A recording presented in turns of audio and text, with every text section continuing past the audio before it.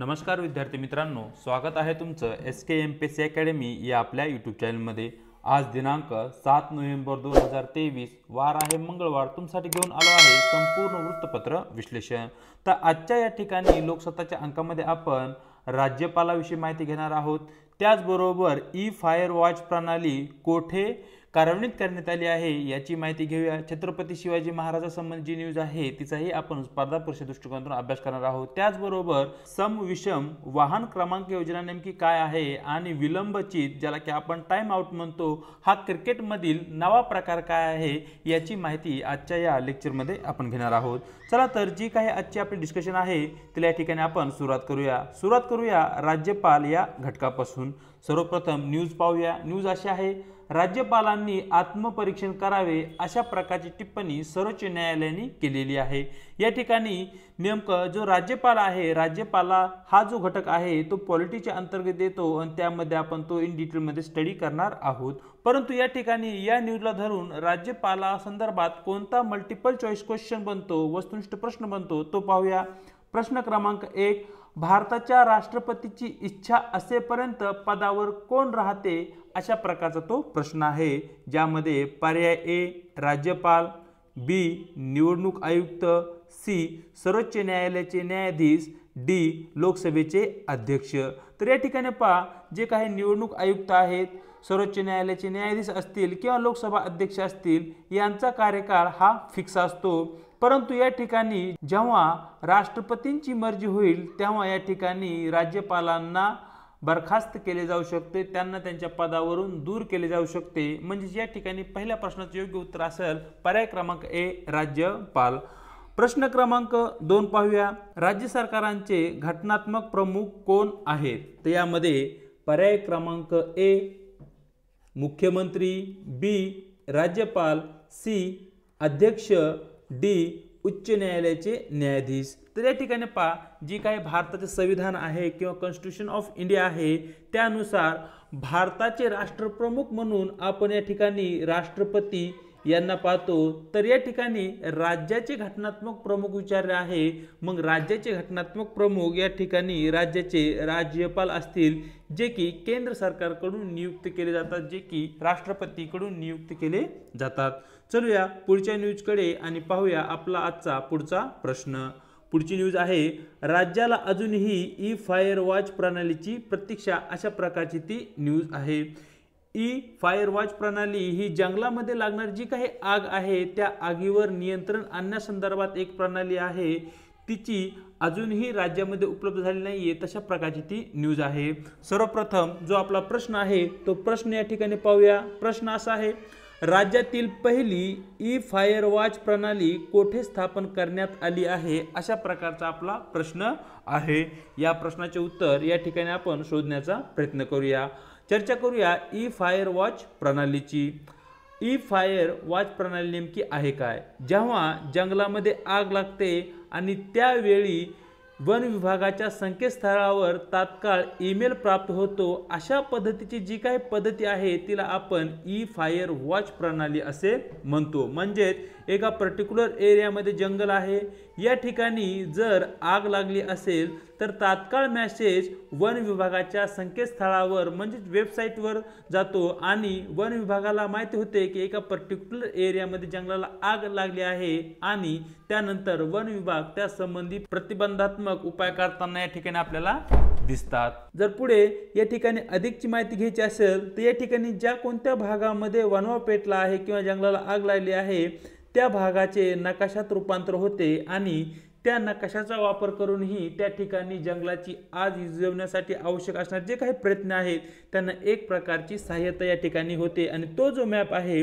जे कर्मचारी आहेत त्यांच्या व्हॉट्सअप ग्रुपवर तो मेसेज जाईल आणि त्या माध्यमातून त्या प्रकारे तो कर्मचारी वर्ग त्या ठिकाणी ॲक्शन मोडवर येईल। मग या ठिकाणी हे जे ई-फायर वॉच प्रणाली आहे ती वापरात आणण्यासाठी आपण नासाच्या उपग्रह प्रणालीचा वापर केला आहे।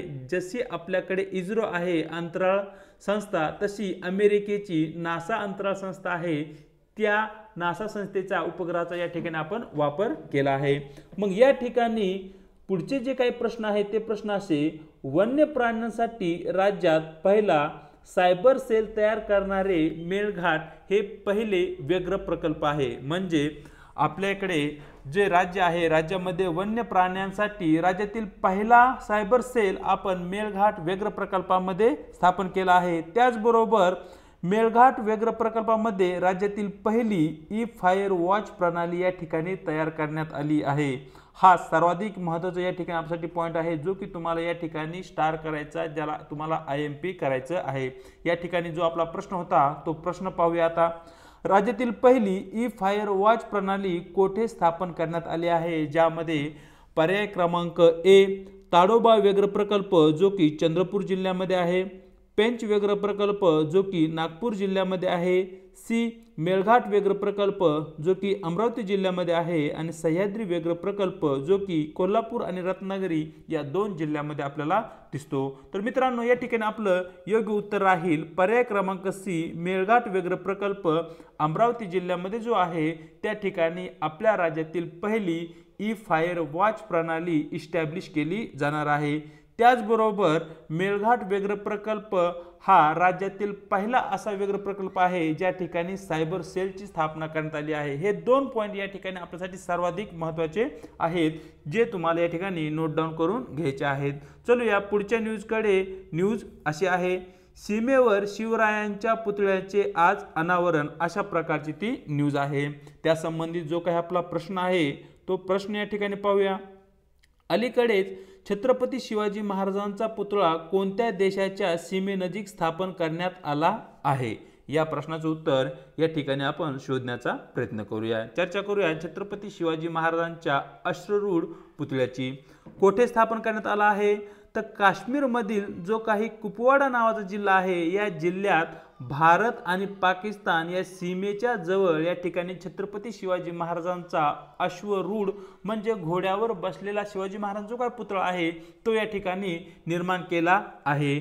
जे ठिकाण आहे ते ठिकाण आहे 41 राष्ट्रीय रायफल, ज्याला की आपण मराठा LI असेही म्हणतो। मग त्या बटालियनच्या स्थानकावरती हा पुतळा त्या ठिकाणी इस्टॅब्लिश केला जात आहे। आणि संबंधित संस्था कोणती आहे? तर आम्ही पुणेकर या संस्थेने अशा प्रकारचा पुतळा त्या ठिकाणी स्थापन करण्यासाठी पुढाकार घेतलेला आहे। ती संस्थाही तुम्हाला या ठिकाणी माहिती असणं आवश्यक आहे। आपल्या प्रश्नाचे मित्रांनो या ठिकाणी योग्य उत्तर राहील पर्याय क्रमांक बी पाकिस्तान। अलीकडे छत्रपती शिवाजी महाराज जो काय पुतळा आहे तो पाकिस्तान या देशाच्या सीमेनजीक स्थापन करण्यात आलेला आहे। चलूया पुढच्या न्यूजकडे। पुढची जी न्यूज आहे ती शम विषम वाहन क्रमांक योजनेसंदर्भात आहे। न्यूज अशी आहे, दिल्लीत पुन्हा सम विषम वाहन क्रमांक योजना। तर या ठिकाणी जी दिल्ली आहे, जी की भारताची राजधानी आहे किंवा राष्ट्रीय राजधानी दिल्ली आपण म्हणतो, या ठिकाणी हिवाळ्याच्या दिवसामध्ये प्रदूषणाची जी काही समस्या आहे ती खूपच गंभीर बनलेली आहे। मग या प्रदूषणावर नियंत्रण आणण्यासाठी दिल्ली सरकारने मागच्या काही वर्षापासून शम विषम वाहन क्रमांक योजना या ठिकाणी सुरू केलेली आहे। मग या ठिकाणी ज्या वाहनांचा क्रमांक सम आणि विषम असेल ते जे वाहने आहेत ती वाहने शम विषम तारखेलाच या ठिकाणी दिल्लीमध्ये प्रवेश करू शकतात। म्हणजे या ठिकाणी 1, 2, 3 आणि 4 अशा 4 डेट्स आहेत।